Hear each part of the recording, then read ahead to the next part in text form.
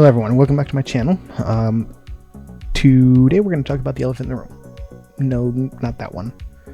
Yes, I am talking about the Nintendo Switch 2 that was unveiled at the latest Nintendo Direct last week. I know you have a lot of questions that you want answered, like specs, launch date, pricing, and anything else mentioned in the reveal.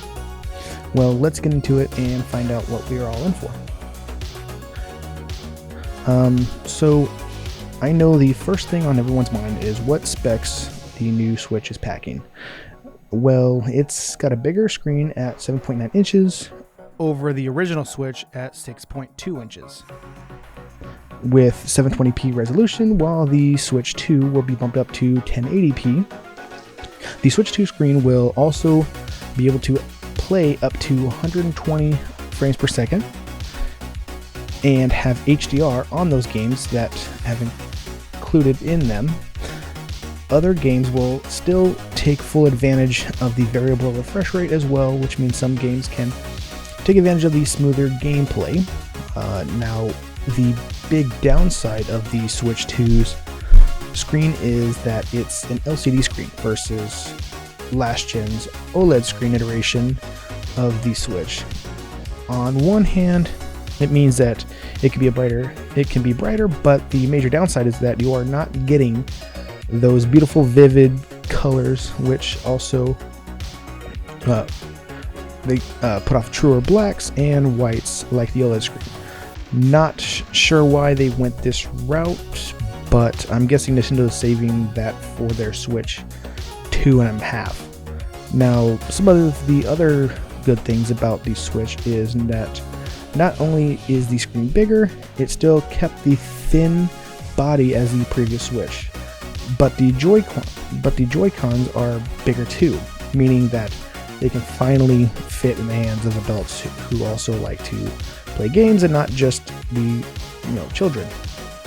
It is said that they have better haptic feedback in the controllers, as well as a new system for putting them back into the console, which utilizes magnets, now with a button on the bottom to release them versus the rail system the Switch 1 used. Both Joy-Cons also sport an optical sensor, which will allow them to be utilized as a mouse for certain games. I don't care about their small clip with sliders for the Joy-Cons for mouse mode. But I do hope that they come out with something slightly larger for them to be a little bit more comfortable and comparable to like an actual mouse. The Switch also has a new stand that is a little more robust and goes along the back that allows you to pretty much play how you want. It also now has a second USB-C port on the top of the Switch for charging in tabletop mode, or for some accessories, which I will get into later. Unfortunately, at this point in time, we don't have the exact GPU or CPU specs of the new Switch, but we do know that it is in collaboration with NVIDIA again, and which is supposed to be significantly better than the previous gen Switch. We do know that it is powerful enough now to run games like Cyberpunk 2077, Elden Ring, the new Mario Kart World, and a few other games with good quality graphics and even ray tracing. Now, due to the Switch 2 being able to play higher end games, they'll need more storage, which Nintendo so graciously provided with 256 gigabytes of internal storage, as well as a micro SD card slot, which will be only utilized for micro SD express cards, and goes up to the max capacity of 2 terabytes. Now time for the Switch 2 dock. Now the new dock allows you to plug into a 4K TV as well as play up to 120 frames per second. Side note, that doesn't go hand in hand though. It's either you get 120 hertz or you get 4K. So unfortunately, it's not both, it's going to be one or the other. The dock also has a cooling fan to keep the Switch 2 cooled while docked. Considering the Switch is still thin, that doesn't really leave a lot of room for cooling, or they just haven't really revealed how they are doing that at the moment. Nintendo also unveiled a couple of accessories that you can get for the Switch 2. The first being a type of special webcam that allows you to remove your background and puts you in front of your gameplay while you chat or video call your friends on your Switch 2. Now, this is the accessory that we plugged into the top USB-C port while the Switch is being docked. Another accessory will be the new Nintendo Switch 2 Pro controller that will have the new HD rumble, more like what the new Joy-Cons will have. It will have a USB-C charging port on the front side as well as a new C button that is going to be utilized for the new game chat feature. Then the last accessory worth noting is the Nintendo GameCube controller that has been remastered and is now wireless with USB-C charging, and also will sport the same C button for the new game chat feature. Games. Now, Nintendo has come out and said that a good portion of the previous gen Switch games will be cross-compatible with the new Switch 2, but as the new Switch can only use the micro SD Express cards, the new Switch 2's games will not be cross-compatible with the Switch 1, and they will be color-coded. So the Switch 2 will all be placed in red, while all the Switch 1 are still currently coded in black. And then that is due to the higher data transfer speeds of the cards for pulling data off the cards faster with those more demanding games. Now, there will be some games that will get some improvements and will be placed on these new red cards that will allow those games to be played a lot smoother or even better with better visuals and gameplay.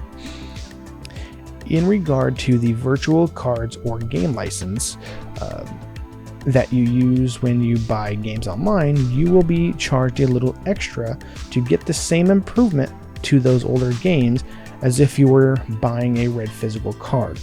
Also, or almost like added DLC. Now, in regards to something called Game Share. Now, speaking of other accounts playing a game that you own, Nintendo also announced something new called Game Share. With Game Share, players can share and play the same game with others who do not have the game. If one person has a Nintendo Switch 2 system and a game compatible with Game Share, that person can invite others to temporarily play the same game together via local play with their Nintendo Switch 2 or Nintendo Switch system. Between Nintendo Switch 2 systems, Game Share can also be used along with Game Chat, so that players can chat with others while playing the same game together. Now, I should mention that the Switch can only play Switch 1 games via Game Share, not Switch 2 titles. So while we're on the topic of Nintendo's new Game Chat feature, let's talk about that. Game Chat is a new Nintendo Switch feature that allows players to chat with friends while gaming, using voice or video with up to 12 people. Players can also share their game screens to play or showcase different games together. This is what that shiny new C button will be used for, to access all of your Game Chat features. This is also where that brand new camera comes into play when you want to do video chats while playing your games. To ensure a safe experience, only approved friends can join chats, and parental controls require approval for children under 16. Game Chat will be free for everyone until March 31st, 2026, after which a Nintendo Switch Online membership will be required. So speaking of the online membership, the Switch 2 is getting a little upgrade on the day of the Switch 2 release, which is going to be June 5th, 2025. there will be a new edition added to the Nintendo Classics, where you can play older Nintendo games on newer hardware. The new edition will be GameCube games to the library, so you can eventually play games like Super Mario Sunshine, Pokemon Colosseum, The Legend of Zelda, The Wind Waker, and many more. This is also where that new GameCube controller I talked about earlier comes into play. Again, it will give you that nostalgia feel, but also the new features on the controller, like that new chat button, will also, while you're enjoying your favorite games from the past. So as good as all that sounds, it will, however, only be available on the Nintendo Switch 2. So if you want to be able to play those GameCube games on the new hardware, you will have to buy the new Switch. Do I agree with this? No, not at all, because they are basically emulating the game on the new hardware, and I can't imagine the Switch 1 can't handle the older software. But Nintendo needs more reasons to push their overpriced console, so they locked it behind the newer hardware. So the last big question is, how much will this new Switch cost us? Well, if you live here in Japan, it'll cost you 49,980 yen, or $343. But gamers in the US will be paying $450, up from last gen's $299. This is not including the $70 to $90 price range of the Switch 2 games for the console. Now, on some websites, we are seeing different prices for other games, but one example is Mario Kart World, which definitely looks good, but they are charging $80 for the digital copy and $90 if you want a physical copy. Now, in my opinion, I hate the idea of game prices continually going up, and I agree with a lot of other people saying they want to hold off on buying until prices go down. Now, not defending Nintendo on pricing games at $90, but $70, like the rest of the industry, is fair in my opinion.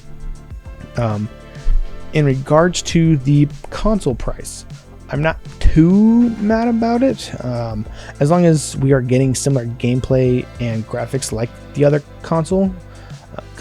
I just don't like the significant price jump from the $150 price jump that over last gen, and especially considering they stuck an LCD screen in it, and on top of the battery life is anywhere from 2 hours to 6.5 hours.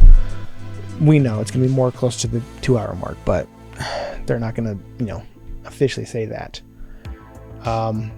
So here are my final thoughts on the Nintendo Switch 2. I do like the console. I absolutely love the idea of it. I like the steps that it's taking with newer hardware and being able to play third-party high-quality games with higher resolutions and higher frame rates. The Joy-Cons are significantly bigger and will feel more comfortable in the hands when playing, and they give new ways to play, like the new mouse mode on either controller. The camera is also a nice touch, along with the game chat feature that allows you to watch your friends play. Still would much rather have an OLED screen over the LCD screen, but I can overlook it if the price drops, drop to like $350 US, maybe $400, along with the games being locked at $70 or less. But I guess I'll just have to keep playing my OG Switch until the new one drops down in price a little bit. What are your thoughts on everything surrounding the reveal of the Switch 2? Do you like it or hate it, or like me and kind of have mixed feelings on it? Let me know in the comments down below, and if you enjoyed this video, make sure to like and subscribe for more videos like this one. Bye.